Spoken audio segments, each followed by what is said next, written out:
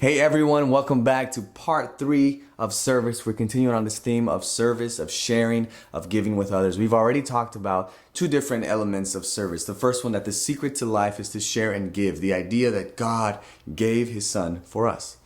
And the second principle is that God has blessed us so that we may be a blessing to others, right? That the more that comes in, the more that should be going out in our lives and in our blessings. And I hope that as you've been challenged this week, as you've been challenged to serve and share in your home, and as you've been challenged to share and serve others and to give to others in your areas of work and school and whatever else, that you've been blessed. And if you have any stories or anything you want to share, comment below and let us know how it's going. We'd love to hear how your experience with service has been going. So now as we go to the third element of service, I want to share something very interesting. An element of what, and the question I believe is, what is true power? You know, many of us have gone through life and many are thinking like, man, how is it that I can become great, right? What is someone that is great? Who is an example of a great person? What are qualities of a great person, right? What is a quality of someone that has great power? And according to Jesus, when he's talking to the disciples, Jesus says these very interesting words in Luke 22, verse 24 to 26. This is what the Bible tells us. It says, a dispute. There was a fight that began among the disciples as to which of them was to be considered great. So you can imagine the setting, right? Jesus is sitting with his disciples. They're all sitting around and and Peter's like, I'm going to be the great. You know, John, the other disciples begin to fight and they start, no, I'm going to be the greatest. No, I'm the greatest. I'm the one that's closest to Jesus. No, he loves me more. Blah, blah, blah. So everyone's beginning to dispute and to fight and to have a disagreement over who was to be considered the greatest. And what happens? Jesus overhears. And Jesus says these amazing, interesting words. He says to them in verse 25, Luke 22:25, he says, the kings of the Gentiles, right? Those that don't necessarily believe to the kingdom, believe or ascribe to the kingdom principles that Jesus was preaching at that time. And what the Bible teaches us, they lord over others, right? They use their power over others in an unjust and unfair and unforgiving and unloving way. But he says, and those who exercise authority over them call themselves benefactors, right? So they're using their authority over them to be able to benefit something from them. Very interesting. But he says, but you, he looks at his disciples, they've been fighting in the ways of the world, in ways that they're saying, I'm better than you. I'm going to have a better position. You're going to serve me. You're going to serve me. God says, no. That's what they do out there. But my kingdom is about people who do something else. And look what he says in verse 26. He says, but you are not to be like that. Don't try to be over people and using your power to put people down and to step over them to get better. No, he says, you are not to be like that. Instead, the greatest among you should be like the youngest.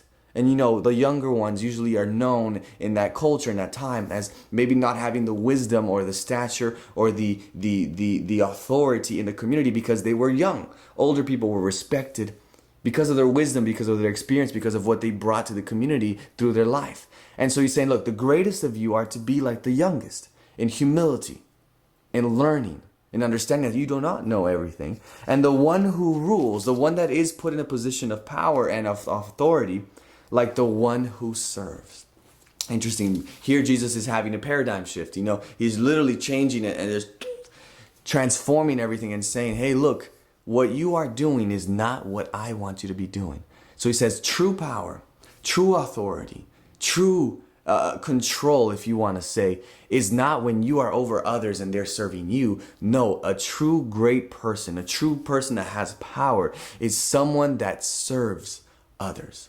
And so it is no longer just looking down as many people do and saying, you do this, you do this, you do that. It's actually looking up and saying, how can I serve you? Let me wash your feet. And that is exactly what Jesus does with his disciples. Nobody wants to wash their feet later on, or actually in John 13, you see that story. Nobody wants to wash the feet. And here, Jesus comes to the plate. Literally God gets to the plate and washes the feet of his disciples that are all dirty with mud and with dirt and smelly with all the sweat from the day. And it's interesting because Jesus here is setting forward that true power equals service. True greatness is service. And so maybe you're wondering, what is a characteristic of someone that is great? And the Bible is very clear that someone that is great is someone that will serve. And this is why I think it's so important for us to understand this principle that many times in our lives we're gonna be faced with situations to either serve someone or to push and punish and get over someone to accomplish that which we want. But God says, don't do that. Rather, rely on me to bless you. And as you do that, bless others and serve others and wish that they also do well in their lives. And so the challenge for this week is to give of what you have to others.